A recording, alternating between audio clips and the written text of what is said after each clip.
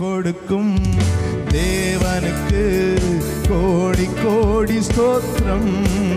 எனக்கு வாழ்வளிக்கும் இயேசு ராஜாவுக்கு வாழ்நாள் எல்லாம் ஸ்தோத்திரம்.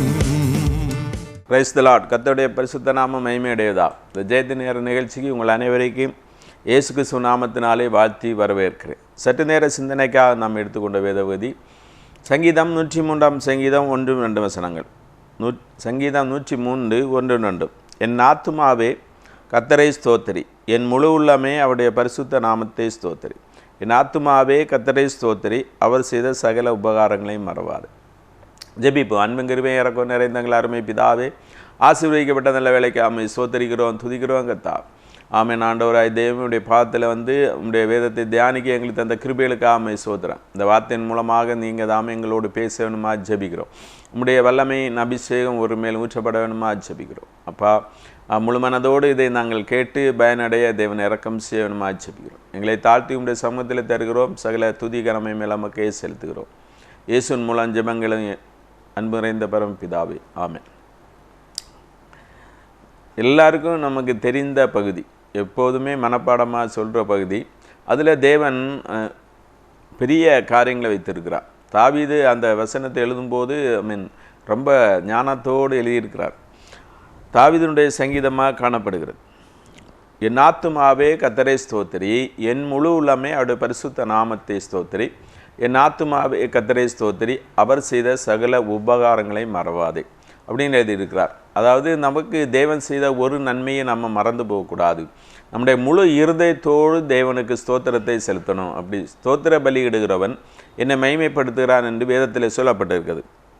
எனவே நம்ம தேவனுக்கு ஸ்தோத்திரங்களையும் துதிகளையும் ஏறெடுப்பது நம்முடைய கடமையாகும். எனவே தேவனை துதிப்பதற்காக தான் தேவன் நம்மை படைத்திருக்கிறார். தேவனை துதிப்பதற்கு சேனை, ஏகப்பட்ட சேனையாக இருக்கிற தூதர்கள் இருக்கிறாங்க பரலோக ராஜ்யத்தில். அவங்க எப்போதும் தேவனை துதித்து பாடிக்கொண்டே இருக்கிறாங்க. அதே மாதிரி தேவனை துதிப்பது நம்முடைய கடமையாக இருக்கிறது. அவன் தாவீது சொல்கிறார், என் ஆத்துமாவே கர்த்தரை ஸ்தோத்திரி, என் முழு உள்ளமே அவருடைய பரிசுத்த நாமத்தை ஸ்தோத்திரி. கர்த்தரை ஸ்தோத்திரி அப்படின்னு சொல்கிறார். ஆமீன். கர்த்தரை ஸ்தோத்திரிக்கணும். ஆமீன். நாவிலிருந்து அல்ல, இருதயத்தின் ஆழத்திலிருந்து, உள்ளத்தின் ஆழத்திலிருந்து, முழு உள்ளத்தோடு கர்த்தரை ஸ்தோத்திரி. ஏன்னா பெரிய நன்மைகளை அவர் செஞ்சிருக்கிறார். நம்முடைய வாழ்க்கை இன்றைக்கு இந்த வருஷத்தினுடைய கடைசியில் வந்திருக்கிறோம். தேவன் இந்த வருஷம் முழுவதும் ஆச்சரியமாக நடத்தி இருக்கிறார். எனவே இந்த வருஷத்தில் தேவன் செய்த எல்லா நன்மைகளுக்காகவும் அவருக்கு நன்றி செலுத்துவது கடமையாக இருக்கிறது. அந்த நன்றிகளை உணர்ந்து உள்ளத்தின் ஆழத்திலிருந்து தேவனுக்கு மகிமை செலுத்த வேண்டும். நம்முடைய நாக்கினால் சொல்கிறதில்ல, நாவினால் சொல்கிறதில்ல, நாவிலிருந்து வருகிறதில்ல, உள்ளத்தின் ஆழத்திலிருந்து, இருதயத்திலிருந்து துதி ஸ்தோத்திரங்கள் வரணும். அதைத்தான் சொல்கிறார். அந்த தன்னுடைய ஆத்மாவுக்கே சொல்கிறார், நீ உன் ஆத்மாவை முழு உள்ளத்தோடு முழு ஆத்மாவோடு அவரை ஸ்தோத்தரிக்கணும் அப்படின்னு சொல்லப்பட்டிருக்கிறது. ஸ்தோத்திர பலியிடுகிறவன் தேவனை மகிமைப்படுத்துகிறான். தேவனை மட்டும்தான் ஸ்தோத்தரிக்கணும். வேறொருத்தருக்கு ஸ்தோத்திரம் செலுத்த வேண்டியது கிடையாது, செலுத்தக்கூடாது. தேவனை துதிக்கு பாத்திரராக இருக்கிறார். தேவன் தான் மகிமைக்கு பாத்திரராக இருக்கிறார். ஒருவர் தான் மகிமைக்கு பாத்திரர். இயேசு தேவன் ஒருவரே மகிமைக்கு பாத்திரராக இருக்கிறார். முழு உள்ளத்தோடு அவரை நம்ம ஸ்தோத்தரிக்கணும். மகிமையும் கனமும் அவருக்கு தான் செலுத்தணும். அப்போ தாவீது தன்னுடைய வாழ்க்கையில் நடந்த சம்பவங்களை எல்லாம் நினச்சி பார்க்குறாரு. முதல்ல அவர் ஒரு ஆட்டு மேய்ப்பனாக இருக்கிறார். சின்ன பையனாக இருக்கும்போதே அவர் ஒரு ஆட்டு மேய்ப்பனாக இருக்கிறார். அவர் ஒரு ஆட்டு மேய்ப்பனாக இருந்தவரை ராஜாவாக மாற்றியிருக்கிறார். அது பெரிய அற்புதம். தேவனாலே எல்லாம் கூட, தேவனாலே கூடாத காரியம் ஒன்றும் இல்லை. எளியவனை குப்பையிலிருந்து உயர்த்துகிற தேவன். தூசி, எளியவன், உனக்கு உதவாதவன் அப்படின்னு மனுஷர்கள் தள்ளி விடும்போது தேவன் அவர்களை ஏற்றுக்கொள்கிறார். ஒன்றுக்கும் உதவாதவர்களை தேவன் பயன்படுத்துகிறார். பலவீனமானவர்களை தேவன் பயன்படுத்துகிறார். இந்த உலகத்திலே பைத்தியம் என்று எண்ணப்பட்டவர்களை தேவன் பயன்படுத்துகிறார். இப்படி தேவன் தேவனுடைய செயல்கள் அதிசயமானது. நம்முடைய கிரகிக்கக்கூடாத காரியங்களை அவர் செய்கிறவர். அது தாவீதுடைய வாழ்க்கையில் ரொம்ப அதிகமாக செஞ்சிருக்கிறார். தாவீதை ஒரு பொருட்டாகவே அவங்க குடும்பத்தினரே நினைக்கல.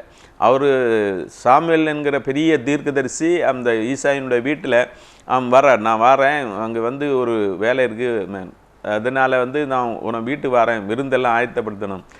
இவங்க விருந்து தடல் புடலாக ஆயத்தப்படுத்துகிறாங்க. விருந்து ஆயத்தப்படுத்தும் போது ஒரு மகனை ஆடை மேய்க்க அனுப்பிடுவாங்க. கடைசி மகன் தாவீது. அப்போ வந்து இங்கே அந்த இவர் சாமுவேல் வருவது ஒரு ராஜாவை அபிஷேகம் பண்ணணும். ஒரு சாமுவேலுடைய நோக்கம், தேவன் அனுப்பி விடுகிற நோக்கம், அவர் தைல குப்பியோட வரார், அது வந்து தைல கும்போட வரார், வந்து ஒரு ராஜாவை அபிஷேகம் பண்ணணும். அபிஷேகம் பண்ணுவதற்காக தேவன் அனுப்பி விடுறார். அப்போ வந்து தேவன் வந்து தான் முதல்ல தெரிந்து கொண்ட சாமுவேலை அந்த சபுலை வெறுத்து விடுறார். சபுல் தான் பெரிய ராஜா, முதல் ராஜா, இஸ்ரவேலுக்கு சமஸ்த இஸ்ரவேலுக்கும் முதல் ராஜாவாக இருந்தார். அவர் வந்து அவருக்கு தோளுக்கு கீழே தான் ஒவ்வொரு ஆளும் இருப்பாங்க, அவ்வளவு ஹைட்டாக இருந்தார். அவர் நல்ல வாட்ட சாட்டமான ஆள். அப்போ வந்து அவர் வந்து தேவனுடைய கட்டளைக்கு அவர் கீழ்ப்படியலை. அவர் வந்து தேவன் சொல்லுகிறது பலியை பார்க்கலும் கீழ்ப்படிதல் தான் முக்கியமானது. அவர் வந்து இந்த சாமுவேல் இடத்துல பொய் சொல்கிறார். அவர் வந்து என்ன தேவன் சொல்கிறாரோ அதை செய்யாமல் வந்துக்கிட்டு அது சாமுவேல்கிட்ட பொய் சொல்கிறார். அப்போ வந்து தேவன் அதை வெறுத்து விடுகிறார். தேவன் நறுங்குண்டதுமான இருதயத்தை புறக்கணியா தேவன்.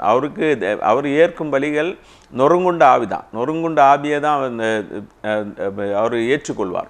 எனவே நம்ம வந்து தேவனுடைய சமூகத்தில் உண்மையுள்ளவங்களாக இருக்கணும். தேவன் சின்ன காரியத்தை சொன்னாலும் அதில் நம்ம உண்மையுள்ளவர்களாக இருக்கணும். உண்மையுள்ளவனுக்கு பரிபூர்ண ஆசீர்வாதத்தை தேவன் தருவேன்னு சொல்லியிருக்கிறார்.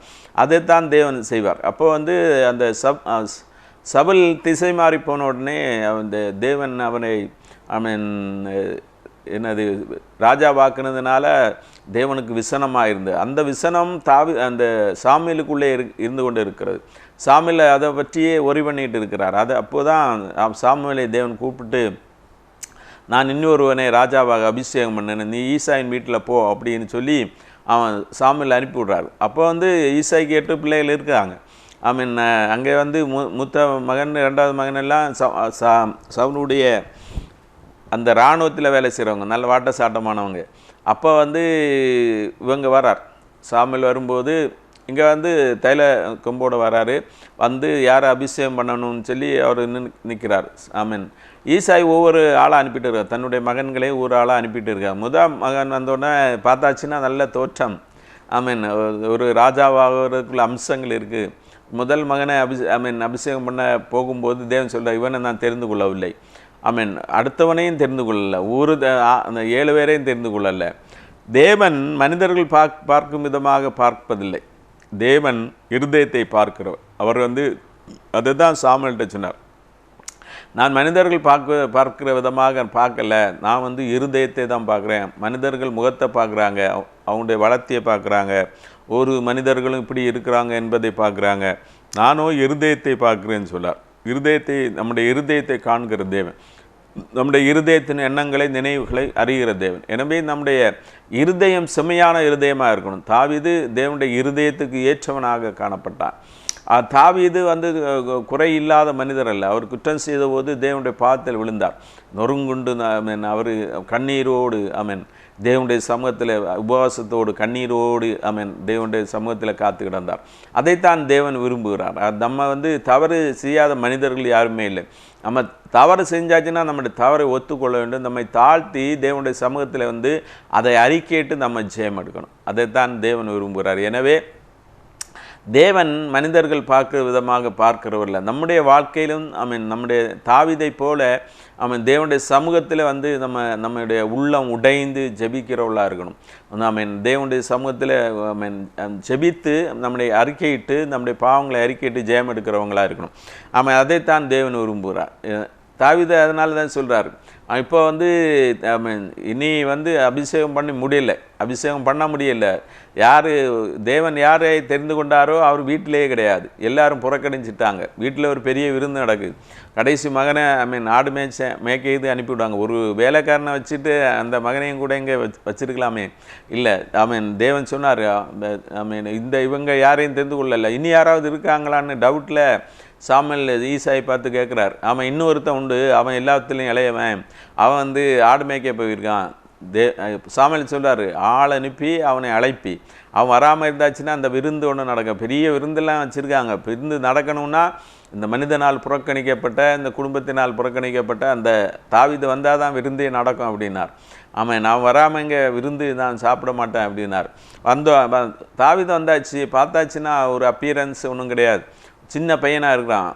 அப்போ ஒரு ராஜாவுக்கு உள்ள தகுதி மனுஷனுடைய பார்வைக்கு கிடையாது, ஆனால் தேவனுடைய பார்வைக்கு அவன் அருமையானவனாக காணப்பட்டான்.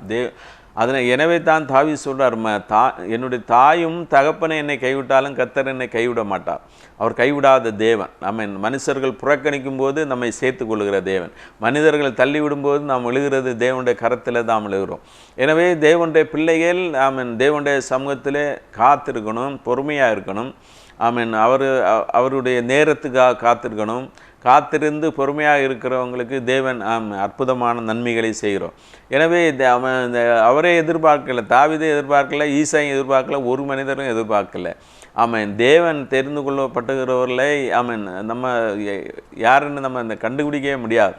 தேவன் ஏற்கனவே நம்முடைய தாயின் கருவிலே நம்மை தெரிந்து கொண்ட தேவன். எனவே தான் நம்ம தேவனுக்கென்று நிற்கிறோம். அப்போ நம்ம தேவனுடைய சமூகத்தில் நிலைத்திருக்கணும். தேவன் சமூகத்தில் நிலைத்திருக்கும் போது நம்மை தேவன் உயர்த்துகிறார், நம்மை தாழ்த்தும் போது நம்மை உயர்த்துகிற தேவன். எனவே நம்ம தாழ்மை உள்ளவங்களாக இருக்கணும். அப்படி அவரை தான் அபிஷேகம் பண்ணாங்க. தாவீதுடைய வாழ்க்கையில் தாவீதை அபிஷேகம் பண்ணாங்க. எல்லா மனிதர்களால் அற்பமாக எண்ணப்பட்டவர், புறக்கணிக்கப்பட்டவர், ஆடு மேய்ப்பதற்கு லாய்க்குன்னு சொன்னவங்க. அப்போ அவரை தான் தேவன் தெரிந்து கொண்டு பயன்படுத்தினார். இதே மாதிரி தான் நம்மை தேவன் தெரிந்து கொள்கிறவராக இருக்கிறார். நம்முடைய எண்ணங்களின்படி அவர் செய்கிறவில்லை, அவருடைய சித்தத்தின்படியே எல்லாம் செய்கிறோம். தேவனுடைய முழு சித்தத்துக்கும் நம்ம ஒப்பு கொடுக்குறவர்களாக இருக்கணும். அடுத்து தாவீது வாழ்க்கையில் எத்தனையோ பிரச்சனைகள், போராட்டங்கள். தாவீது அந்த பெரிய கோலியாத்தை கொன்றதன் மூலமாக இஸ்ரவேலுக்கு ஒரு மீட்பு வருகிறது. இஸ்ரவேலர்கள் 40 நாளைக்கு அந்த யுத்தத்தில் ஒன்றுமே செய்ய முடியாமல் அப்படியே இருக்கும்போது தேவன் அந்த ரட்சிப்பை கட்டளையிட்டார். ஆனால் சவுல் அதனால் அவன் மேல் பொறாமை கொண்டு அந்த காய்மரமாக பார்த்து தாவீதை கொலை செய்த பார்த்தபோது மரணத்துக்கும் தாவீதுக்கும் ஒரு அடி வித்தியாசம்தான் இருக்குன்னு அவர் எழுதுகிறார். அப்போ அந்த ஒரு அடி வித்தியாசத்தில் தேவன் அவரை பாதுகாத்தார். அவன் ஈட்டி எறிந்தபோது அந்த ஈட்டி விலகி போகத்தக்கதாக தேவன் அனுகிரகமாக பாதுகாத்தார். எத்தனையோ இடங்களில் தாவீதை கொலை செய்ய பார்த்தபோது தாவீது அதிலிருந்து தப்பி வைக்கப்பட்டார். எனவே தாவீதை தேவனே பாதுகாத்திருக்கிறார். தாவீது எங்கெல்லாம் போர் செய்ய போனாரோ அங்கு எல்லாம் தாவீதுக்கு ஜெயமாக இருந்தது, எந்த இடத்துலையுமே தோக்கலை. தன்னுடைய மகனே தனக்கு விரோதமாக எழும்பின போது அவர் செருப்பில்லாமல் நடந்து போகிறார். அப்போ அவர் ரொம்ப துக்கமாக இருக்கிறார், புலம்பி அழுகிறார். அழும்போது சீமேயி என்பவன் அவருக்கு விரோதமாக எழும்பி கற்கரை எடுத்து எறிஞ்சு அவரை தூசிக்கிறான். இருந்தாலும் அவர் அதையும் தாண்டி போய் ஜெயம் கிடைக்குமா, தோல்வியோடு வருவோமா, அப்படி எல்லாம் நினச்சி பார்க்க முடியாது ஒரு சூழ்நிலை, ரொம்ப மோசமான எதிரான சூழ்நிலை இருந்தபோது தேவன் அதுலேயும் அவருக்கு ஜெயம் கொடுத்தார். நம்முடைய வாழ்க்கையிலே நம்முடைய எதிரான சூழ்நிலைகளை தேவன் நமக்கு ஜெயமாக மாற்றுகிறவர், தீமைகளை நன்மையாக மாற்றுகிற தேவன். நம்முடைய எதிரான சூழ்நிலைகளை எல்லாம் அவர் மாற்ற வல்லமை உள்ள தேவன். எனவே தாவீதுடைய வாழ்க்கையில் எதிரான எல்லா சூழ்நிலைகளையும் தேவன் மாற்றினார். சத்துரு மூலமாக எத்தனையோ போராட்டங்கள். பெலிஸ்தியர் அநேக முறை தாவீதோடு யுத்தம் செய்து தாவீதை மேற்கொள்ளலாம் நினைத்த போது அதிலிருந்து தேவன் ஜெயம் கொடுத்தார். எல்லாமே தாவீதுடைய காரியம் ஜெயமுள்ளதாக காணப்பட்டது. தாவீதுடைய வாழ்க்கை முழுவதும் ஜெயமுள்ளவராக இருந்தார். தேவனே அவரோடு கூட இருந்தபடியினாலே எல்லாம் ஜெயமாக முடிந்தது. நம்முடைய வாழ்க்கையில் தேவனை முன்னிறுத்தி நாம் செல்லும்போது, தேவன் நம்மோடு கூட இருக்கும்போது நாம் செய்வதெல்லாம் ஜெயமாக காணப்படும். இப்படி இதையெல்லாம் அவர் நினச்சி பார்க்குறார். தன்னுடைய வாழ்க்கையில் கஷ்டங்களில், துன்பங்களில், மரண கண்ணிகளில் எல்லாவற்றிலும் தேவன் விடுதலை கொடுத்ததை அவர் நினச்சி பார்க்கார். இந்த வருஷ கடைசியில் இருக்கிற நம்முடைய வாழ்க்கையில் அதை நினச்சி பார்க்கணும். இந்த வருஷம் முழுவதும் தேவன் ஆச்சரியமாக நடத்தினாரே, அற்புதமாக நடத்தினாரே, அதை நம்ம நினச்சி பார்க்கணும். நினச்சி பார்த்து உள்ளத்தின் ஆழத்திலிருந்து துதிகளை ஸ்தோத்திரங்களை ஏறெடுக்கணும். நம்ம வாழ்க்கையில் ஒருவேளை தேவன் சின்ன காரியங்களை செஞ்சிருந்தாலும் அதற்கு நன்றி சொல்லணும், பெரிய காரியங்களை செஞ்சிருந்தாலும் அதற்கு நன்றி சொல்லணும். சாத்தான் என்ன செய்வேன்னா, நம்ம தேவனை துதிக்க முடியாதபடி ஒரு போராட்டம் முடிஞ்சோடனே அடுத்த போராட்டத்தை கொண்டு போடுவான். அது எனவே நம்ம ஏற்கனவே ஜெயம் எடுத்த காரியத்துக்காக, தேவன் ஜெயம் தந்த காரியத்துக்காக தேவன் நம்மை ஆச்சரியமாக நடத்தின காரியத்துக்காக நம்ம துதியை ஏறெடுப்பது நம்முடைய கடமையாக இருக்கிறது. நம்ம ஒவ்வொரு இந்த கடைசி நாட்களில் தேவனுக்கு துதிகளை ஏறெடுக்கிறவர்களாக நம்ம காணப்படணும். அப்போ அடுத்த வசனத்தில் என் ஆத்துமாவை கர்த்தரை ஸ்தோத்திரி, அவர் செய்த சகல உபகாரங்களையும் ஒரு உபகாரத்தையும் மறக்காத. அது தான் முக்கியமானது. ஒரு நன்மையை மறந்து போகக்கூடாது. தேவன் செய்த நன்மைகளை மறந்து போகக்கூடாது. சின்ன நன்மையானாலும் பெரிய நன்மையானாலும் எதுவாக இருந்தாலும் மறந்து போகக்கூடாது. 10 குஷ்டரோகிகள் இயேசுவிடத்தில் வர்றாங்க. 10 குஷ்டரோகிகள் இயேசுவிடத்தில் வரும்போது அவர் ஒரே வார்த்தை சொன்னார், நீ போய் உன் ஆசாரியரிடத்தில் காண்பி. அப்போ இந்த குஷ்டரோகிகள் தீட்டுள்ளவர்கள், அவர்கள் பொது இடத்தில் இருக்கக்கூடாது. அப்படி அவங்க பொது இடத்தில் வரக்கூடாது. பாளையத்து புறம்பே தான் இருக்கணும், பட்டணத்துக்கு புறம்பே இருக்கணும், பட்டணத்துக்குள்ளேயே வரக்கூடாது, அந்த ஊருக்குள்ளேயே வர முடியாது. அப்படிப்பட்ட ஒதுக்கப்பட்டவங்க. அப்படி அந்த காலத்தில் தொழுநோய் ஒதுக்கி வச்சுருந்தாங்க. அடுத்தவங்களுக்கு அந்த நோய் வந்துடும் அப்படின்னு சொல்லி தொழுநோய் பிடிச்சவங்கள ஒதுக்கி வச்சுருந்தாங்க. அப்போ அந்த தொழுநோய்காரங்க எல்லாம் இந்த 10 பேர் இயேசுவிடத்தில் வராங்க. இயேசு குஷ்டரோகியை தொட்டு சுத்தமாக்கினார். இயேசு அன்புள்ளவர். மனிதனால் புறக்கணிக்கப்பட்டவர்களை இயேசு சேர்த்துக்கொள்கிறார். அந்த குஷ்டரோகிகளையும் தொட்டு சுகமாக்கினார். இந்த 10 குஷ்டரோகிகளை பொறுத்த மட்டும் ஒவ்வொருவருக்கும் ஒவ்வொரு விதமான சுகத்தை தேவன் கட்டளையிட்டார். வார்த்தையின் மூலமாக சுகமாக்கினார். தொடவே இல்லை, இயேசு தொடவே இல்லை. 10 பேர் வந்தாங்க, தாவீதின் குமாரன் எனக்கு இறங்குன்னு சொன்னோடனே அவர் தேவன் இரக்கமுள்ளவர். அவர் இறங்கி அவங்களுடைய ஜெபத்தை கேட்டு அவங்கள உடனே சுகம் அவங்கள்ட்ட நீங்கள் போய் யார் ஆசாரியத்தில் காண்பீங்கள் அப்படின்னு சொல்கிறார். ஆசாரியத்தில் காண்பிப்பதுன்னா அப்போ குஷ்டரோகம் தீர்ந்தாச்சுன்னா ஆசாரியத்தில் தான் காண்பிக்கணும். ஆசாரியர்கள் கன்ஃபார்ம் பண்ணணும். அவங்க உறுதி செஞ்சால் தான் இவனுக்கு குஷ்டரோகம். அவங்க பார்ப்பாங்க, முழு உடம்பையும் பார்ப்பாங்க, பரிசோதித்து பார்ப்பாங்க. பார்த்து உடம்புல புண்ணொன்றும் இல்லை, அவன் குஷ்டரோகத்துக்கு அறிகுறியே இல்லை, இவன் ஊருக்குள்ளே போகலாம், பாளையத்துக்குள்ளே போகலாம் அப்படின்னா தான் போக முடியும். அது எல்லாருக்கும் அப்படி இந்த சுகம் கிடைக்காது. இயேசு எல்லாரையும் சுகமாக்குறது. மனிதனால் கூடாதெல்லாம் தேவனாலே கூடும். அப்போ எல்லாருடைய வியாதிகளையும் அவர் சுகமாக்குவதற்காக தான் வந்தார். அப்படியே இவங்கள 10 பேரும் போகிறாங்க. போகும்போதே அவங்க சுகமாயிட்டாங்க. போயிட்டு எல்லோரும் ஆசிரியத்தை காண்பித்துட்டு போயிட்டாங்க. 9 பேர் போயிட்டாங்க. ஒரு ஆள் மட்டும் இயேசுவோடு திரும்ப வந்தார். அது புறஜாதியாக இருந்தது, சமாரியன். அப்போ இந்த எல்லாருமே வந்தாங்க. அவங்க அவங்க அவசரமாக போயிட்டாங்க. அப்போ போய் அவங்க வீட்டுக்கு போகணும். வீட்டிலேருந்து புறம்பே தள்ளி தான் அங்கே போயிருக்காங்க. இருந்தாலும் அவங்க வீடுகளுக்கு போகணும், அவங்க சொந்தக்காரங்களை பார்க்கணும், அப்படி பார்க்கணும் இப்படி பார்க்கணும் போயிருப்பாங்க. போய் அங்கே அங்கே போகிற அவசரத்தில் இருந்தாங்க. ஒரே ஒருவன் மட்டும் நான் சுகமடைய காரணம் என்ன, எப்படி நான் சுகமானேன், இயேசு சொன்ன வார்த்தையின் மூலமாக சுகமாக இருக்கிறேன், இயேசுக்கு நான் நன்றி சொல்லணும் அப்படின்னு திரும்ப வந்தான். இயேசு அப்போ வந்தோடனே இப்படி நான் சுகமாயிட்டேன், இயேசுவே உங்களுக்கு நன்றி ஸ்தோத்திரம் அப்படின்னு சொன்னோன்னே இயேசுவுக்கு ரொம்ப சந்தோஷம். நான் 10 பேரை சுகமாக்கினேனே, ஒருத்தன் மட்டும்தான் திரும்ப வந்தேன், அது புறஜாதியான ஒருத்தன் வந்திருக்கிறானே அப்படின்னு இயேசு சந்தோஷப்பட்டார். நம்முடைய வாழ்க்கையில் தேவன் செய்த எல்லா நன்மைகளுக்காகவும் நன்றி உள்ளவங்களாக இருக்கும். ஒரு உபகாரத்தையும் மறந்து போகக்கூடாது. எதிரான சூழ்நிலைகளை எல்லாம் இயேசு மாற்றியிருக்கிறார். நம்ம சாத்தானுடைய எத்தனையோ போராட்டங்கள்லேருந்து நமக்கு விடுதலை தந்திருக்கிறார். இன்னும் எத்தனையோ நன்மைகள் நமக்கு செய்யப்பட்டிருக்கிறது. அடுத்த வசனத்திலேருந்து என்னென்ன நன்மை செஞ்சார் அதையெல்லாம் அவர் அடுக்கி கொண்டே வர்றார். அடுத்து யாரெல்லாம் ஸ்தோத்தரிக்கணும், எல்லாருமே ஸ்தோத்தரிக்கணும், சர்வ சிருஷ்டியும் ஸ்தோத்தரிக்கணும். தூதர்களில் நீங்களும் ஸ்தோத்தரிங்க அப்படின்னு சொல்லார். அவங்க ஸ்தோத்தரித்து கொண்டே தான் இருக்கிறார். இந்த சேனையின் கர்த்தர் பரிசுத்தர் பரிசுத்தர் பரிசுத்தர் என்று ஓயாமல் அவங்க பாடிக்கிட்டே இருக்காங்க. அவர் பரிசுத்தமானவர், அவர் பரிசுத்த நாமத்தை ஸ்தோத்தரி என்று சொல்லப்பட்டிருக்கு. பரிசுத்தம் உள்ளவர், அவருடைய பரிசுத்த நாமத்தை நினைத்து நம்ம ஸ்தோத்தரிங்க. இயேசு தேவனுக்கு எத்தனையோ நாமங்கள் இருக்கிறது. எல்லா நாமங்களையும் நினைத்து அவரை ஸ்தோத்தரிக்கணும். அவர் செய்த எல்லா நன்மைகளையும் நினைத்து ஸ்தோத்தரிக்கணும். 3ஆம் வசனத்தில் அவர் உன் அக்கிரமங்களை எல்லாம் மன்னித்து உன் நோய்களை எல்லாம் குணமாக்கி உன் பிராணனை அழிவுக்கு விலக்கி மீட்டு உன்னை கிருபையினாலும் இரக்கங்களினாலும் முடிசூட்டி இருக்கிறார், அதனால் நீ ஸ்தோத்தரி. முதல்ல தெய்வன் நம்முடைய அக்கிரமங்களை மன்னிச்சிருக்கிறார், நம் பாவங்களை எல்லாம் மன்னிச்சிருக்கிறார், நம்முடைய மீறுதல்களை மன்னிச்சிருக்கிறார். எல்லாம் நம்முடைய அக்கிரமங்களை அவர் நினைத்து பார்த்தாச்சுன்னா நம்ம என்றைக்கும் நிர்மூலமாகியிருப்போம். நான் நிர்மூலமாகாமல் இருப்பது தேவனுடைய கிருபை. அவர் நம்முடைய பாவங்கள், நம்முடைய பாவ எண்ணங்கள், பாவ சிந்தனைகள், பாவ செயல்கள், இதை எல்லாவற்றையும் தேவன் மன்னிச்சிருக்கிறாரு. அக்கிரமங்களை எல்லாம் மன்னிச்சிருக்கிறாரு, நோய்களை எல்லாம் குணமாக்கிறார். அக்கிரமங்கள், பாவங்கள், அடுத்து சாபங்கள் எல்லாவற்றையும் இயேசு தொலைத்து விட்டார். இயேசு சிலுவையில் எல்லாவற்றையும் அவன் சுமந்து தீர்த்து விட்டார். நம்முடைய பாவங்களை, நம்முடைய வியாதிகளை, நம்முடைய அக்கிரமங்களை, நம்முடைய மீறுதல்கள் எல்லாவற்றையும் இயேசு சிலுவையிலே சுமந்து தீர்த்து விட்டார். இயேசு ரத்தம் ஒரு மனிதனை பரிசுத்தமாக்கிறது. நம்முடைய பாவங்களை அவர் எண்ணி பார்க்காம தம்முடைய இரத்தத்தை பார்த்து அவன் ரத்தம் சிந்தினதன் மூலமாக, இயேசு நமக்காக ரத்தம் சிந்தினதன் மூலமாக இயேசு அதனிருந்து நமக்கு மீட்பு தருகிறவராக இருக்கிறார். பிதாவிடத்திலே பரிந்து வேண்டுதல் செய்கிறவராக இருக்கிறார். இயேசு கிறிஸ்துவ ரத்தம் இவனை மன்னித்து விடு என்று சொல்லி வேண்டுதல் செய்கிறதா இருக்கிறது. எனவே இயேசு ரத்தத்தினால் நமக்கு அந்த வருஷம் முழுவதும் எவ்வளோ நம்ம குற்றங்கள், பாவங்கள், தேவனுக்கு விரோதமான காரியங்களை செஞ்சுருக்கலாம். எல்லாவற்றிலிருந்தும் தேவன் மன்னித்து இன்றைக்கும் நம்மை உயிரோடு வச்சிருக்கிறாரே, அதுக்காக ஸ்தோத்திரிக்கிறேன். நோய்களை எல்லாம் குணமாக்கிறார். எத்தனையோ வியாதிகள், பலவீனங்கள் வந்திருக்கலாம். எல்லாவற்றிலிருந்து தேவன் விடுதலை ஆக்கி இன்றைக்கு நம்மை சுகத்தோடு வைத்திருக்கிறாரே.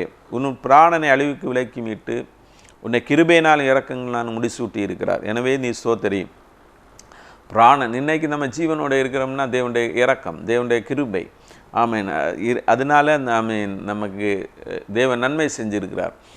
எத்தனையோ பேர் இந்த வருஷத்தை தொடங்கினவங்க இந்த வருஷத்து முடிவில் இல்லாமல் இருக்கிறாங்க. இருந்தாலும் நமக்கு அவர் தயவு செஞ்சு நம்முடைய பிராணனை அழிவுக்கு விலக்கி மீட்டு காத்திருக்கிறார். அவருடைய சுத்த கிருபையாக இருக்கிறது, அவருடைய இரக்கமாக இருக்கிறது. நம்முடைய தேவைகளை எல்லாம் சந்திச்சிருக்கிறார். இந்த வருஷத்தில் எல்லா தேவைகளையும் சந்திச்சிருக்கிறார். எவ்வளோ பண தேவைகள் வந்த காரியங்கள் உண்டு. அந்த நேரத்தில் எல்லாம் அவரே நம்மளோட கூட இருந்து நம்முடைய தேவைகளை எல்லாம் சந்தித்திருக்கிறார். எனவே தேவனுக்கு நன்றி உள்ளவங்களாக இருக்கணும். வசனம் இப்படி சொல்லுகிறது, என் ஆத்துமாவே கர்த்தரை ஸ்தோத்திரி, என் முழு உள்ளமே அவருடைய பரிசுத்த நாமத்தை ஸ்தோத்திரி. என் ஆத்துமாவே கர்த்தரை ஸ்தோத்திரி, அவர் செய்த சகல உபகாரங்களும் மறவாது. நன்றி உணர்வு உள்ளவர்களாக இந்த வருஷத்தில் நம்ம நன்றி செலுத்துகிறவர்களாக இருப்போம். வருஷ கடைசியிலே நன்றி உள்ளவர்களாக இருந்து தேவனத்தில் நன்மைகளை பெற்றுக்கொள்வோம். நம்ம நன்றி உள்ளவர்களாக இருந்தாச்சுன்னா இன்னும் பல காரியங்களை தேவன் நமக்கு செய்வார். துதிக்கிறவங்களை தான் தேவன் நன்மைகளை பெற்றுக்கொள்ள முடியும், தேவனத்தின் நன்மைகளை பெற்றுக்கொள்ள முடியும். ஆத்துமாமே என் முழு உள்ளமே உன்னாண்டவரே தொழுதேத்து இந்நாள் வரை அன்பு வைத்தாதரித்த உன்னாண்டவரே தொழுதேத்து போற்றிடும் வானோர் பூதலத்துள்ளோர் சாற்றுதற்கரிய தன்மையுள்ள போற்றிடும் வானோர் பூதலத்துள்ளோர் சாற்றுதற்கரிய தன்மையுள்ள ஆத்துமாமே என் முழு உள்ளமே உன்னாண்டவரே தொழுதேத்து நாள் வரை அன்பு வைத்தாதரித்த உன்னாண்டவரை தொழுதேத்து தலைமுறை தலைமுறை தாங்கும் வினோத உலகமுன் தோன்றி ஒளியாத தலைமுறை தலைமுறை தாங்கும் வினோத உலகமுன் தோன்றி ஒளியாத ஆத்துமாமே என் முழு உள்ளமே உன்னாண்டவரே தொழுதேத்து இந்நாள் வரை அன்பு வைத்தாதரித்த உன்னாண்டவரை தொழுதேத்து தினம் தினம் உலகில் நீ செய்பலவான வினை பொறுத்தருளும் மேலான தினம் தினம் உலகில் நீ செய்பலவான வினை பொறுத்தருளும் மேலான ஆத்துமாமே என் முழு உள்ளமே உன்னாண்டவரை தொழுதேத்து இந்நாள் வரை அன்பு வைத்தாதரித்த உன்னாண்டவரை தொழுதேற்று வாதை நோய் துன்பம் மாற்றி ஆனந்த ஓதரும் தயை செய்துயிர் தந்த வாதை நோய் துன்பம் மாற்றி ஆனந்த ஓதரும் தயை செய்துயிர் தந்த ஆத்துமாமே என் முழு உள்ளமே உன்னாண்டவரே தொழு ஏற்று இந்நாள் வரை அன்பு வைத்தாதரித்த உன்னாண்டவரை தொழுதேற்று ஊற்றுனர்க்கிறங்கி உரிமை பாராட்டும் மூற்றும் கிருபையினால் முடிசூட்டும். ஊற்றுனர்க்கிறங்கி உரிமை பாராட்டும் மூற்றும் கிருபையினால் முடிசூட்டும். ஆத்துமமே என் முழு உள்ளமே உன்னாண்டவரை தொழுதேத்து இந்நாள் வரை அன்பு வைத்தாதரித்த உன்னாண்டவரை தொழுதேற்று துதி மிகுந்தேற ஸ்தோத்தரி தினமே இதயமே உள்ளமே என் மனமே. துதி மிகுந்தேற ஸ்தோத்தரி தினமே இதயமே உள்ளமே என் மனமே. ஆத்துமமே என் முழு உள்ளமே உன்னாண்டவரை தொழுதேற்று இந்நாள் வரை அன்பு வைத்தாதரித்த உன்னாண்டவரை தொழுதேற்று. ஜெபிப்போம். அன்பின் கிருபை இறக்கம் நிறைந்த எங்கள் அருமை பிதாவே, ஆசீர்வதிக்கப்பட்ட நல்ல வேலைக்கு ஆமே ஸ்தோத்தரிக்கிறோம், துதிக்கிறோம். கத்தா இந்த வசனத்தை தியானிக்க தந்த கிருபைகளுக்கு ஆமே ஸ்தோத்திரம். இந்த வருஷம் முழுவதும் ஆச்சரியமாக நடத்தினீரே மே ஸ்தோத்திரம். ஜீவன் சுகம் பலனோடு இந்த நாள் வரையும் காத்தீரே உமக்கு ஸ்தோத்திரம். எல்லா தேவைகளையும் நீங்கள் தாமே சந்தித்து தந்தபடியால் மே ஸ்தோத்திரம். கத்தாவே இந்த வார்த்தையும் கேட்ட ஒவ்வொருவரையும் தேவன் தாமே ஆசீர்வதிக்கணுமா ஜெபிக்கிறோம். துன்பத்திலே வருத்தத்தோடு இருக்கிற பிள்ளைகளுக்கு தேவன் தாமே வருத்தத்தை நீக்கி நல்ல சுகத்தை பலனை ஆரோக்கியத்தை கட்டளையிட வேணுமா ஜெபிக்கிறோம். இளமை கழுகு போல திரும்ப என்று சொன்னீங்களே, அந்த வார்த்தையின்படியாக ஒவ்வொருவருக்கும் பலனை தேவன் தாமே புது பலனை கட்டளையிட வேணுமா ஜெபிக்கிறோம். இந்த ஜெபத்தில் பங்கொண்ட ஒவ்வொருவர் மேலும் உடைய ஆசீர்வாதங்களையும் நன்மைகளையும் தேவன் தாமே கட்டளையிட வேணுமா ஜெபிக்கிறோம். அப்பா பிதாவே, இந்த வருஷம் தொடங்கினது முதல் இந்த இதுவரைக்கும் எங்களை பாதுகாத்தபடியால் மை சோத்திரம். ஓர் மேலும் உடைய ஆசீர்வாதத்தை பொழிந்தெழுகிறா உடைய கிருபையை கட்டளையிட வேணுமா ஜெபிக்கிறோம். வியாதியோடு இருக்கிறவர்களுக்கு தேவன் தாமே விடுதலை கட்டளையிட வேணுமா ஜெபிக்கிறோம். ஒரு நன்மையும் குறைவிடாமல் ஒவ்வொருவரையும் பாதுகாத்துக் கொள்ள வேணுமா ஜெபிக்கிறோம். நன்மையான ஈவுகளை கட்டளையிட வேணுமா ஜெபிக்கிறோம். நம்ம ஒவ்வொரு காரியங்களும் காத்திருக்கொள்ள தேவன் தாமே அந்தந்த காரியங்களே ஜெயத்தை கொடுக்க வேணுமா ஜெபிக்கிறோம். புத்திர பாக்கியத்துக்காக ஜெபிக்கிறவர்களுக்கு தேவன் தாமே புத்திர பாக்கியத்தை கட்டளையிட வேணுமா ஜெபிக்கிறோம். கற்பத்தின் கனி கத்தரால் வரும் சுதந்திரம் என்று சொல்லப்பட்டிருக்கு. ஒவ்வொரு பிள்ளைகளுக்கும் தேவன் தாமே ஆமீன் கற்பத்தின் கனி ஆசீர்வாதத்தை கொடுக்கணுமா ஜெபிக்கிறவங்க தா. திருமணத்துக்காக காத்திருக்கிறவர்களுக்கு திருமண தடைகளை மாற்றி தேவன் தாமே சீக்கிரமாக திருமணங்களை கட்டளையிட வேணுமா ஜெபிக்கிறோம். கர்த்தர் தாமே பலவீனத்தோடு இருக்கிறவர்களுக்காக ஜெபிக்கிறேன். எல்லாட்டு பலவீனங்களையும் நீங்கள் சுமந்து தீர்த்திருக்கிறீங்க. எல்லாருக்கும் நல்ல சுகத்தை கட்டளையிட வேணுமா ஜெபிக்கிறோம். பணம் தேவையோடு இருக்கிறவருடைய பணம் தேவைகளை தேவன் தாமே சந்தித்தல்ல வேணுமா ஜெபிக்கிறோம். எங்களை இதுவரை பாதுகாத்த உடைய மேலான கிருபைகளுக்கு ஆமை சோதரி. எங்களை தாழ்த்தி உடைய சமத்திலே தருவோம். சேல துதிகனமை மேல் நமக்கே செலுத்துகிறோம். இயேசுவின் மூலம் ஜெபங்கள் அன்பு இந்த பரமபிதாவே ஆமென். ஜெயம் கொடுக்கும் தேவனுக்கு கோடி கோடி ஸ்தோத்திரம். வாழ்வழிக்கும் இயேசு ராஜாவுக்கு வாழ்நாளெல்லாம் ஸ்தோத்திரம். ஜெயம் கொடுக்கும் தேவனுக்கு